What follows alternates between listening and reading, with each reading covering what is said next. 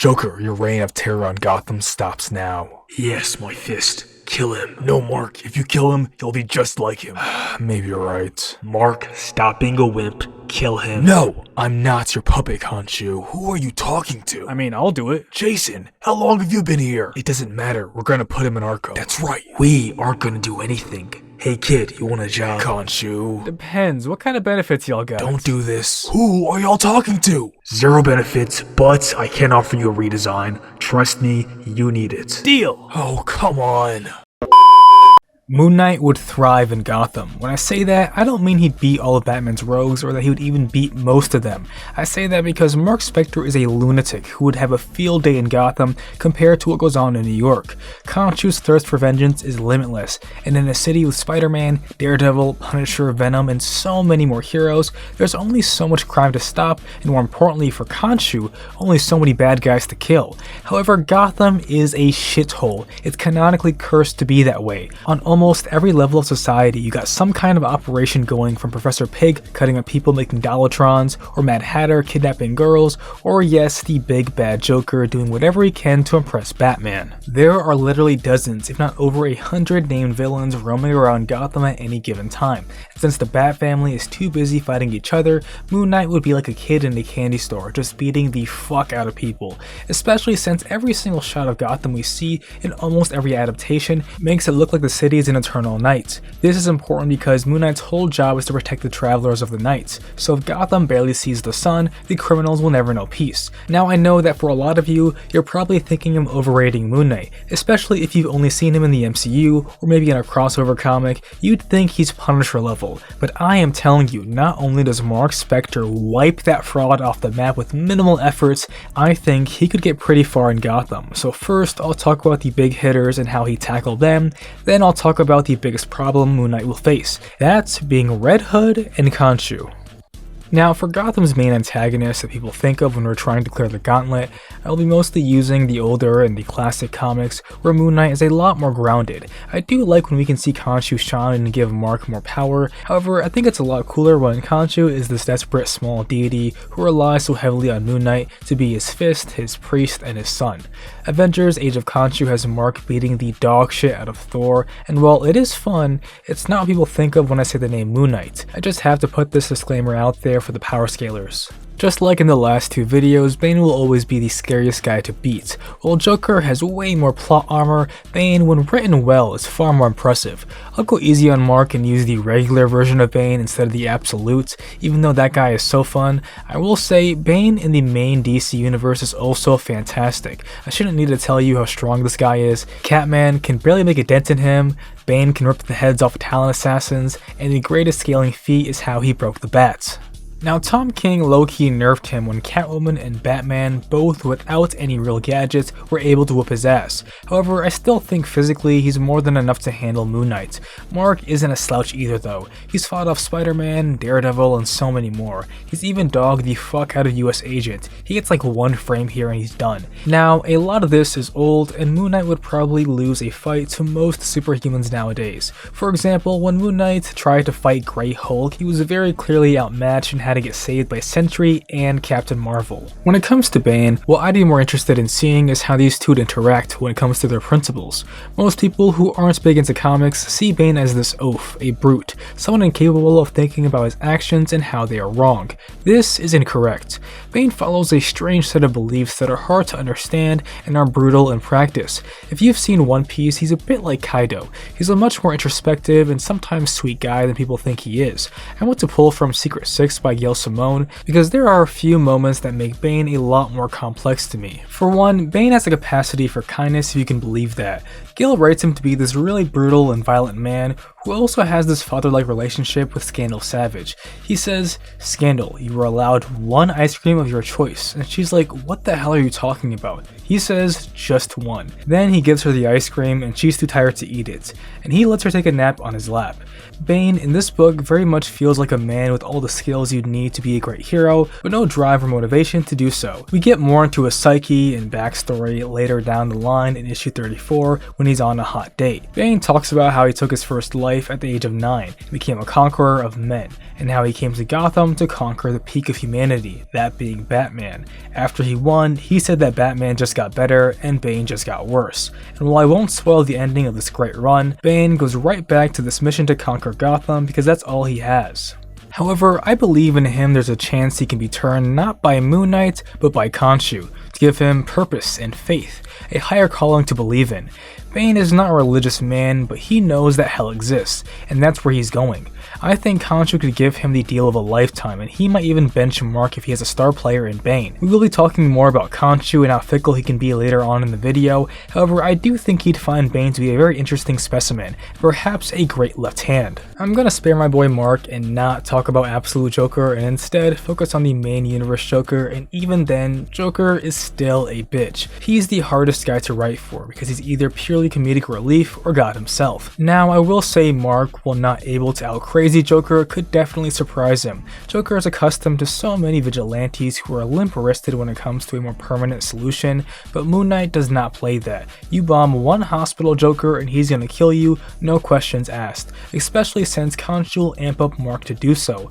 A lot of Joker stories revolve around this idea of a no-kill rule, and Moon Knight very easily can subvert that. There is no arguing with him because he has more faith in his god than he does in Batman's moral compass. Khonshu is very real and very angry, and Lord knows how he'd take it if Batman talked no jutsu's Marc into sparing Joker's life. I want to talk a bit about Joker and Moon Knight's intellect and their tech, their gadgets. If you've been watching my videos for a while now, you'd know how insane Joker's tech skills are. His elaborate traps and pranks and whatnot are often his own creation. I've rattled off the same few facts for a while, so forgive me if you've already heard these, but Joker is one of the greatest chemists out there, able to create his gas from common cleaning agents, and also able to simulate death so real Batman can't detect it. He's also able to mod police tech while on the run, and the most insane one for me is he disassembled and reassembled a nuclear warhead along with its launcher to carry it overseas and sell it to terrorists. I'm telling you, death in the family is fucking great, man. I love Joker's bullshit here. Now, Moon Knight is also far smarter than people give him credit for. I mean, he was a highly trained mercenary before the Moon God snatched him from the afterlife. He was a Marine before that as well.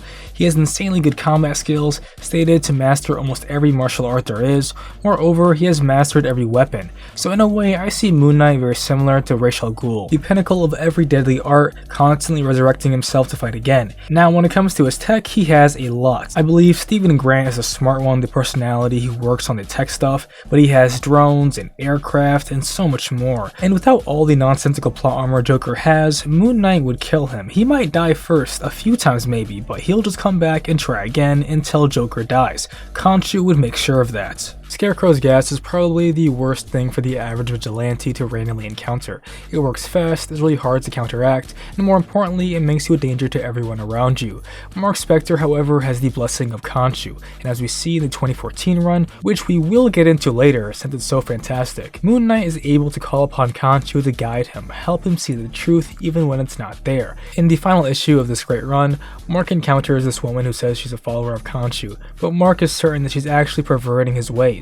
She poisons him and he is at her mercy, on his knees, begging for Konchu to show him the way. And even though Konchu is such a useless prick sometimes, he pulls through and guides his hand, letting it connect with the evil priestess, and her little bug guys disappear. Scarecrow would undoubtedly get destroyed. Not only am I not sure how Marc's psyche would react to his fear toxin, but also, I don't think it matters. He was already insane and has fought through illusions, hallucinations, whatever you want to call it.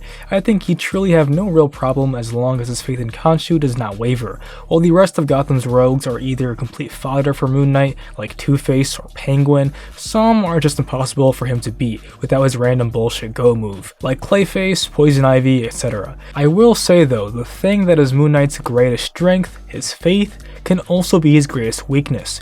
Let's talk about the biggest obstacle Moon Knight would face in Gotham. The biggest problem Marc Spector and Moon Knight could ever face is Konchu himself.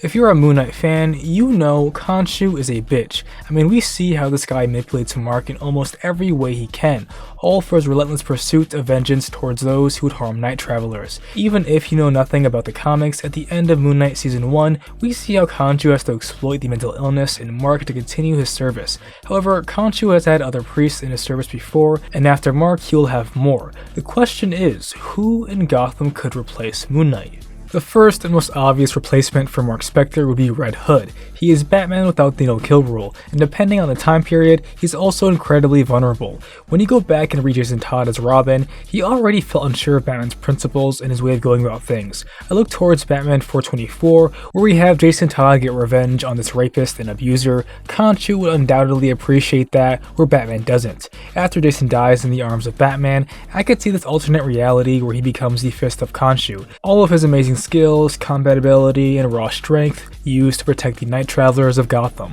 Now, the biggest problem with Red Hood, and really a lot of Gotham's lethal vigilantes like Clown Hunter or even Ghostmaker, is that they have no faith, not in the system, not in Batman's morality, and absolutely not in a higher power. Marc Spector, for all of his faults, will always turn to Konchu for guidance. I spoke about how he trusted Konchu when he was poisoned before in issue 17 of Moon Knight 2014, what I didn't mention are the issues before, where he has this crisis of faith. Konchu tells Marc to stay away from this creature attacking children in the night, but of course Marc couldn't, and knowing Jason, he would tell Konchu to go fuck himself. However, when Marc realizes that the creature is connected to Konchu and that the evil priestess is too, he trusts in his faith, and even though he might not be able to comprehend what is happening, Konchu will guide him out of it, and to Konchu's credit, he does. Jason would not trust Konchu here. I could not imagine a universe where the world's greatest detective raises a son who does not question a very strange coincidence here. Why does this creature call out for Konchu? Why does the evil priestess? We aren't meant to know, it is up to the gods. A detective, however, would not stop there, but a priest like Marc Spector does. He steels himself and lets his faith guide him. Hugo Strange is a Batman villain I haven't spoken much about. I wish I could say I've read more of his comics, but I haven't. What I do know is this dude is cunning. He has a very keen understanding of psychology to the point where he can completely transform this docile Scarecrow into a powerful adversary all for his machinations. He has a willingness to kill, dressing up as Batman and murdering a man in his sleep. Most importantly, he has the same obsessive and ruthless attributes we can see in Konchu. Now, I want to tell you about a great arc from Moon Knight 2014. I know I've been talking about it a lot, but man is it good. 3 creative teams and they all managed to make some great shit. In issue 9 of Moon Knight 2014, we see Marc and his doctor. Previously, she had organized a hit on this East African general, someone who haunts her childhood. Marc is here to understand why, and she's here for other reasons. They begin the hypnosis session and are transported to Egypt. He is comfortable here, in his Konchu armor. She questions him about it, but we can see she already knows who Konchu is, the defender of night travelers, the one who lives on hearts. Marc realizes that she knows a lot more than she led him to believe, and he calls her out on it. She of course deflects, saying he is the one wearing a mask here, and he cuts to the chase, transporting them to General Lore's home, the man who killed her family. This place, this time, is when her family was killed in a raid, or really a massacre. She recounts her tale of how she heard stories of General Lore, how he was quote-unquote a freedom fighter, and while she's gathering water, she can hear her mother's voice reminding her to come home before dark, so she begins to carry the water back home, but we can see the militia is going to get there first. Moon Knight is sympathetic as he remembers the news about the Akima War. However, it's ancient history now, and the country is disarmed, building schools, and will be recognized by the UN soon. Marc says there is no need for street justice here. She replies, so says the vigilante, which is a good point. Marc has a very fast and loose definition of justice. Who is he to judge her? She takes him to the village during the raid. We can see machetes covered in blood, flames spreading all around, and gunfire. She takes him to other conflict zones so we can see the same stories being told in the same bloody way all over the world. There are consequences when you let men like General Lore run free. She questions Marc if he is the only one who will protect the Night Travelers. Marc tries to tell her they can work to expose General Lore, but she distracts him by pointing out how right now General Lore will pull the trigger, killing her mother and her sister. Moon Knight tries to stop him, but when she goads him to finish the job, to kill this man, he snaps out of it, back to Egypt, back to being Marc. He tells her he won't be turned, convinced, or brainwashed like her sniper. She calls him a hypocrite. He says it's different now. General Lore put his machete away decades ago, and this is a distant dream. Marc finishes by saying what he thinks is her goal. You can't recruit me. She simply says, I know that. You're not the one I'm recruiting. As they look up to the statue of Khonshu, she continues, surprised? You thought you were in control of this, didn't you? As Marc kneels on the ground, a man whose faith has betrayed him, whose God has turned his back on him again. She rubs salt in the wound, saying, "You lost the moment you even decided to pay me a visit, arrogant man." Marc is still in disbelief. "You can't do this. Konchu is me, and I am Konchu." She doubts that, and tells Marc to show her that bone armor of his, but when he looks down he can only see the outfit he came here in, and when he looks up he can see the armor of Khonshu donned upon her. She simply says, "Looks like someone made a change. Khonshu's going with a winner now, not some damaged man who can't decide whether or not to save a little girl from a murderous warlord. Goodbye, Mr. Spectre," and we see Marc fall into a void shaped like a crescent moon. Man, this isn't even the end of the issue, but I really think you guys should read it. It is such a good example of how Moon Knight, while powerful, draws his power from a deity, one that is hard to understand and more importantly, not impossible to manipulate. If you read the next few issues, you'll see how her careful wording, machinations, and overall cunning nature allows her to become an avatar of Moon Knight in one session. Imagine what a man like Hugo Strange could do. We've already seen how obsessive he could be when it comes to donning on the Batman costume. I think he'd lose his mind if he could not only wear the costume of Moon Knight, but have the favor of a god and all the powers that come with that.